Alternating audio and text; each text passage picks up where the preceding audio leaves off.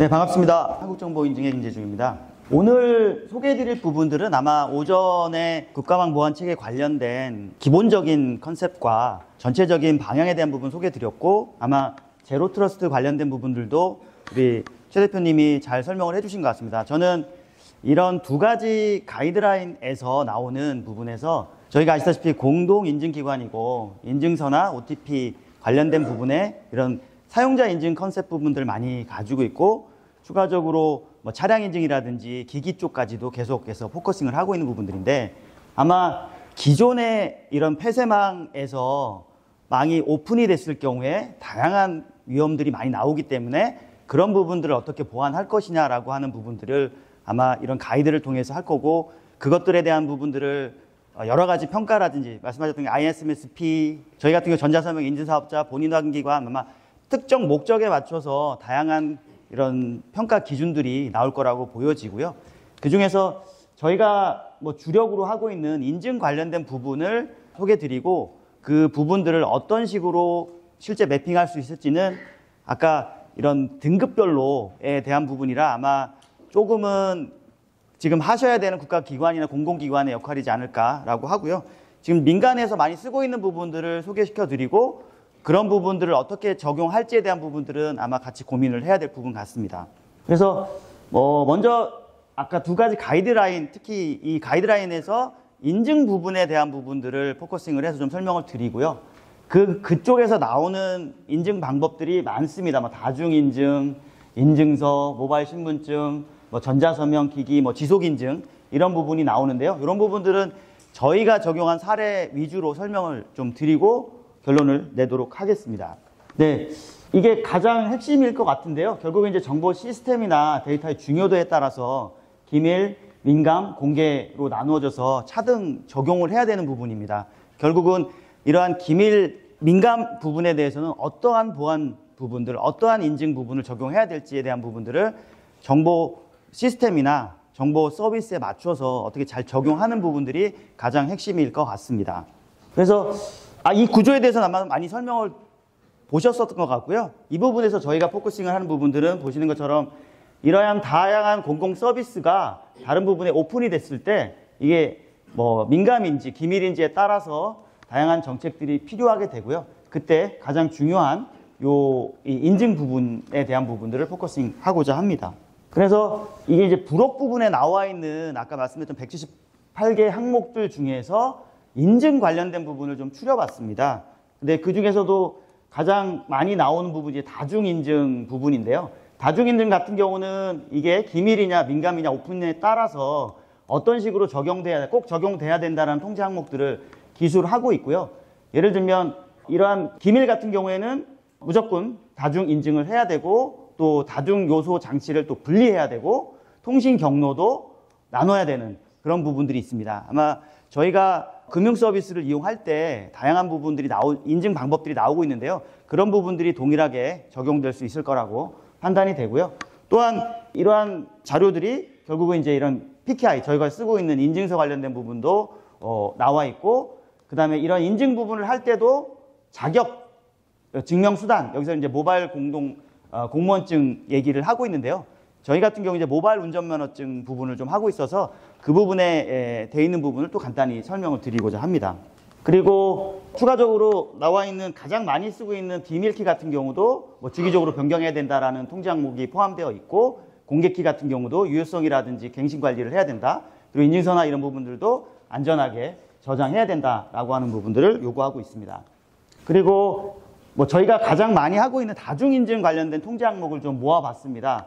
다중인증 같은 경우는 실제적으로 인증, 로그인, 원격 접속, 무선반 접속, 암호키 관리, 이런 부분을 할 때 이런 인증수단, 생체 인증, OTP, ARS, 뭐 다양한 수단을 통해서 적용을 해라 라고 하는 부분들이 있고요. 또한 뭐 이런 암호키 관리 같은 경우는 이 키 관리 시스템을 통해서 보관을 하고 나중에 유출됐을 때 다시 복구할 수 있는 방법까지도, 잊어버렸을 때 복구하는 방법까지도 얘기를 하고 있습니다. 그 다음 제로 트러스트 가이드 관련된 부분입니다. 뭐 제로 트러스트 뭐 얘기를 하시다시피 never trust, verify always, always verify 부분을 원칙적으로 해서 실제적으로 모든 부분을 신뢰하지 않고 하기 때문에 무조건 접속한 후에 이 보호 자원에 대한 인증을 할 때마다 인증의 여러 가지 요소들을 보고 동적 인증을 하는 구조입니다. 그래서 저희가 최근에 발표된 2.0의 어떤 기존 원리를 보시면 기본적으로 이 사용자나 기기에 대한 강력한 인증을 요구하고 있고요. 또한 이런 상태들을 모니터링 해가지고 지속적으로 검증하고 제어해야 된다라고 하는 부분들을 얘기하고 있습니다. 그래서 뭐 이 아키텍처를 보시면 저희가 보는 부분들은 이쪽이라고 보여지거든요. 요 정책 아이디 관리 시스템 부분이 실제로 저희가 이 인증을 담당하는 쪽에서 실제 인증 정책에 따라서 다양한 인증 수단들을 제공할 수 있는 부분을 해야 하고 그런 부분에 들어오는 사용자에 대한 계정이나 식별을 기록하고 관리하는 부분이 필요하다고 보고요.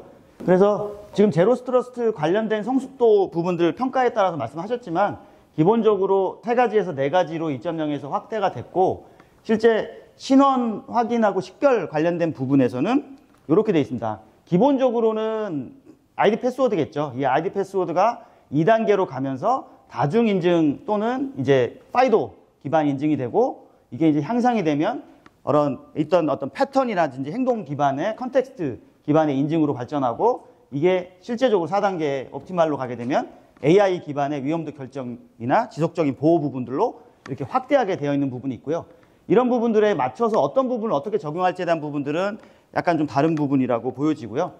그래서 요거는 조금 더 디테일하게 제로트러스트 부분에서 얘기하고 있는 인증 부분입니다. 그래서 똑같은 부분이죠. 이렇게 부분이 있고 지속적으로 뭐 위험도 평가라든지 접근 관리라든지 뭐 이런 부분까지도 구체적으로 각 단계별로 성숙도 모델을 정의를 하고 있습니다.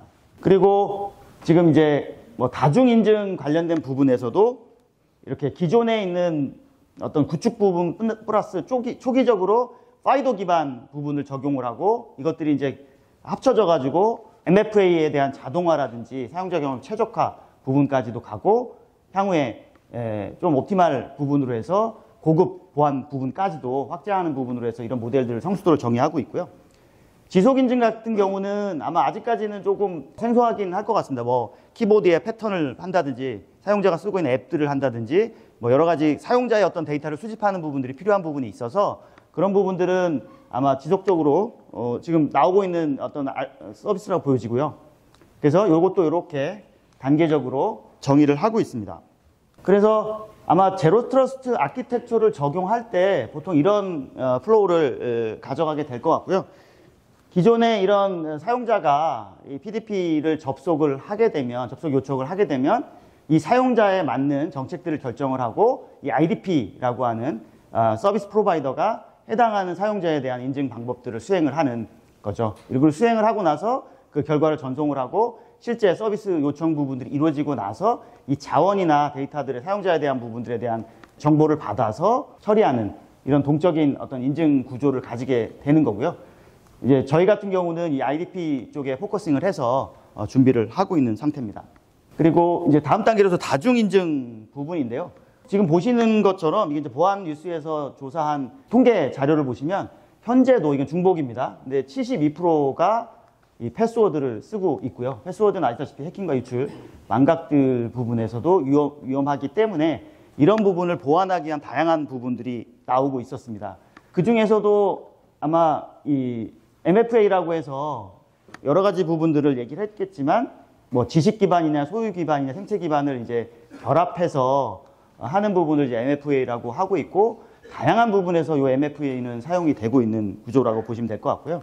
가장 많이 쓰고 있는 부분들이 아마 이거는 저희가 2015년 삼성페이를 서비스하면서 비밀번호 카드의 부분을 이제 이 생체로 바꾸자라고 해서 진행했던 파이도 부분인데요. 뭐 최근에는 이제 패스키라고 하는 부분으로 발전을 해서 삼성이나 MS나 애플에서 이 패스키 클라이언트를 제공을 하고 그거를 쓸 수 있는 환경들을 모바일 쪽에서 적용을 하고 있는 구조이기 때문에 이 부분도 아마 계속해서 비밀번호를 제거하는 방향으로 해서 확대가 될 것으로 보여집니다. 그리고 뭐 다중 쪽에서는 가장 잘 아시다시피 저희가 많이 이 공동인증서 관련된 부분에서는 PC에 그거를 설치하고 거기서 비밀번호 치고 그랬을 때에 대한 해킹들이 유료가 많다 보니까 사용하기 불편하고 실제 내가 1년에 한 번씩 갱신하고 나면 그 갱신된 부분들을 또 다시 모바일 앱으로 이동 복사해야 되는 불편함이 너무 많다 보니까 그런 부분들을 어떻게 보면 해소할 거라는 노력들을 열심히 하고는 있습니다만은 어찌됐건 다양한 부분에서의 시도들은 아마 다양한 방법으로 발전하고 있는 것 같습니다. 그래서 어떤 특정 부분을 강요할 수도 없고 그건 사용자의 환경이나 선택에 따라서 달라질 수 있는 부분이라고 판단이 되고요. 키움증권에 쓰고 있는 사례 부분인데요. 내가 PC에 들어갔을 때 스마트폰의 QR을 이렇게 선택을 하게 되면 실제 이 영문에서 선택된 다양한 인증 방법들을 여기서 인증을 하게 되면 이 결과가 전달이 돼서 자동으로 로그인하게끔. 그래서 어떻게 보면 모바일 앱을 많이 쓰시는 고객들은 PC 환경에 낯설지만 모바일 환경으로 바로 전환할 수 있는 부분일 것 같고요. 또한 저희가 이제 그리핀 타워라고 하는 OTP나 2차 인증 솔루션을 공급하고 있습니다. 공급하는 부분들은 실제 기업들이 쓰고 있는 다양한 환경에서 내가 쓸 수 있는 파이도나 QR이나 OTP나 SMS, 메시지 인증의 이런 다양한 수단들을 지금 말씀하신 요 환경들이 여러 가지가 있지 않습니까? 이 여러 가지 환경에 결합해서 쓸 수 있는 통합 인증 부분들을 제공을 하고 있고요. 예를 들면 이런 무선 인터넷 접속을 하기 위해서 기존에 그냥 갖다 쓰는 게 아니고 이렇게 각 무선 인터넷 보안을 위해서 이걸 클릭을 하게 되면 이런 OTP 번호를 입력할 수 있게끔 해서 저희가 이 OTP를 통해서 2차 인증을 통해서 접속하는 사례도 하나가 있고요. 또한 요거는 이제 VDI 가상 데스크탑 인프라에 사용되는 사례입니다. 그래서 보시면 요 로그인을 할 때 아이디 패스워드로 입력을 하고 그 다음에 요 원격 접속을 클릭하게 되면 실제 OTP 번호를 요구하게 됩니다. 그러면 폰에 있는 OTP 앱을 띄워서 나온 번호를 입력하면 실제로 접속하게 되는 이런 부분이 하나가 있고요. 또한 요 이제 그룹웨어 로그인 관련된 부분도 실제 아이디 패스워드와 결합해서 멀티팩터 오센티케이션을 결합하는 부분입니다. 그래서 OTP 부분을 입력하면 이 정보를 입력할 수 있게끔 하는 부분도 있고요. 이 부분은 이제 파이도를 통해서 지문만 되면 갑자기 같이 처리될 수 있는 부분까지도 지원을 하고 있습니다.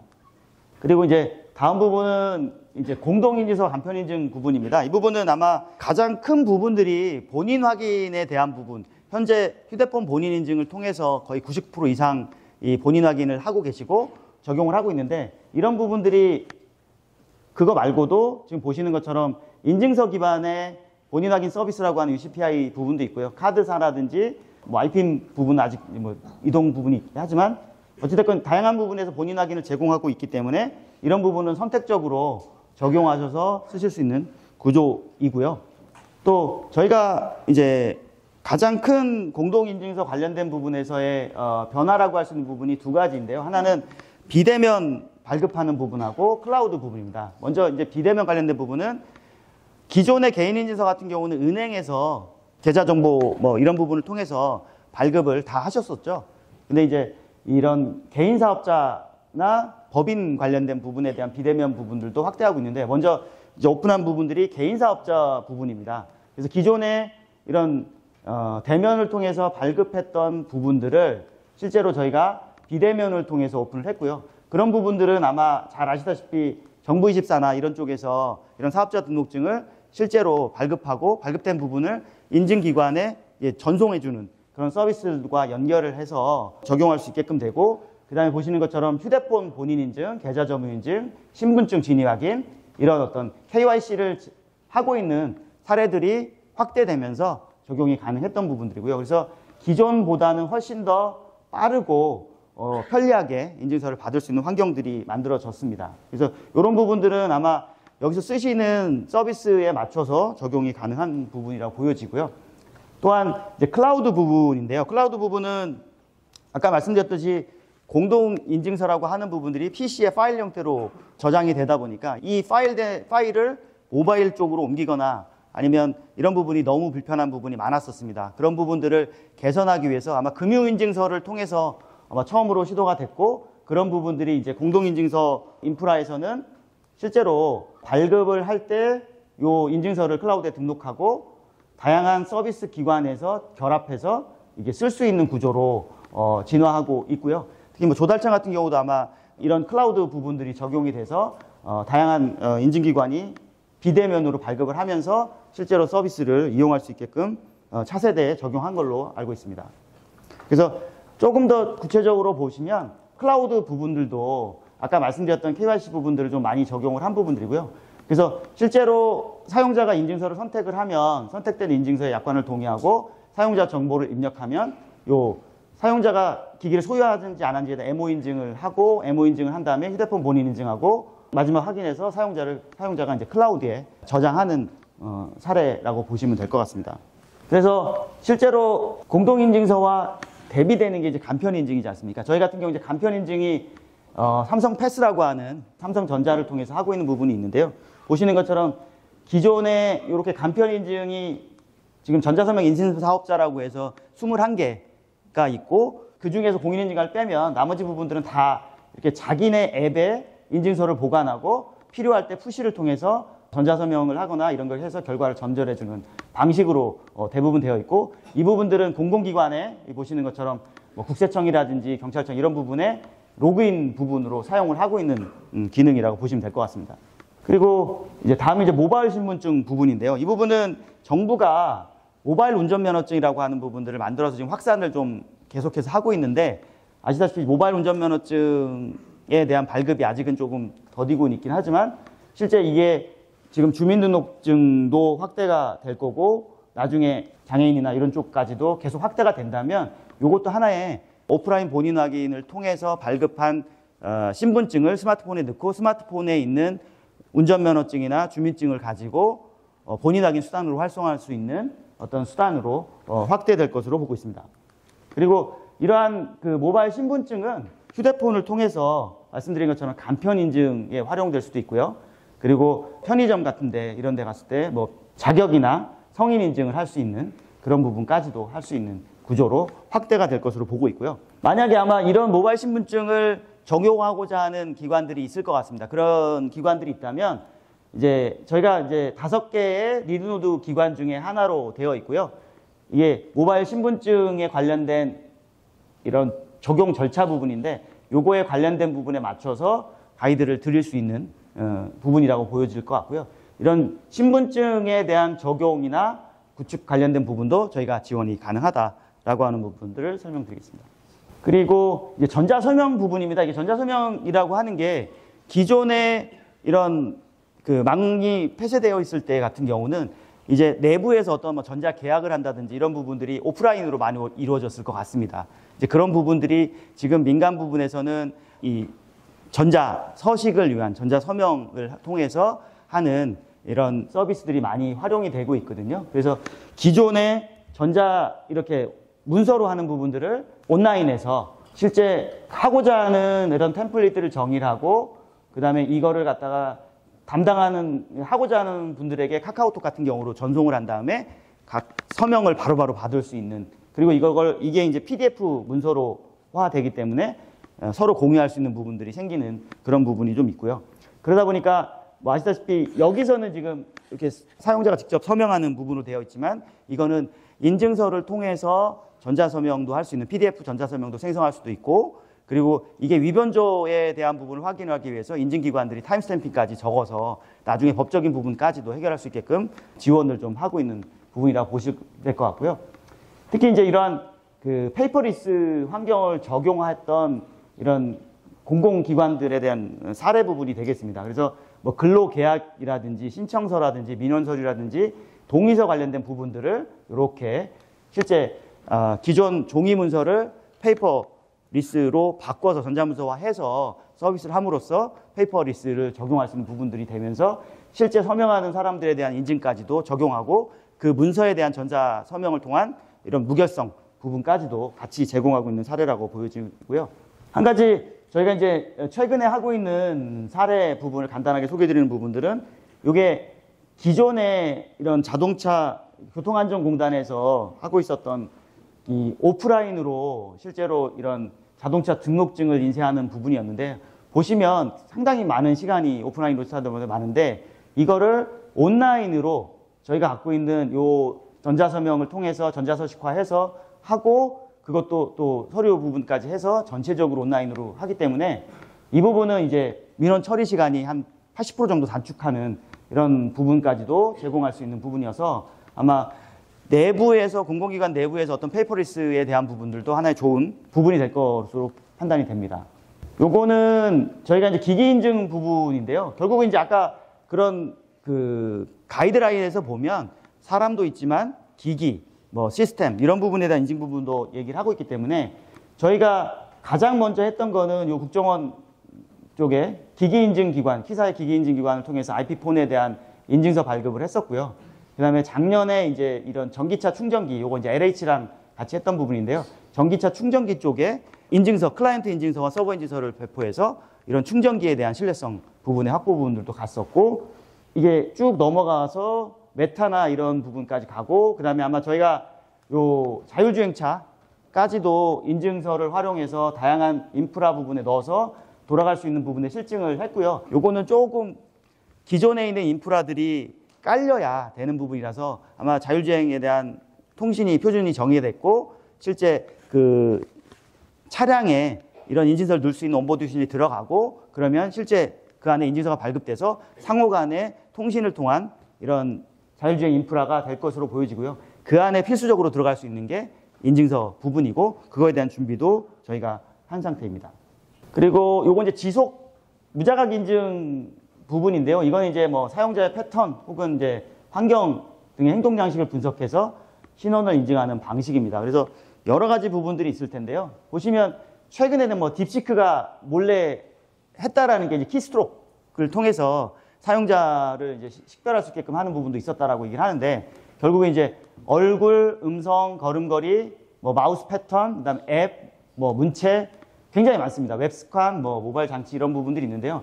이런 부분들은 아마 계속 AI들이 발전하면서 이런 데이터를 수집함으로써 이런 부가적인 어떤 사용자의 인증 수단으로 활용될 수 있을 부분이라고 판단이 됩니다.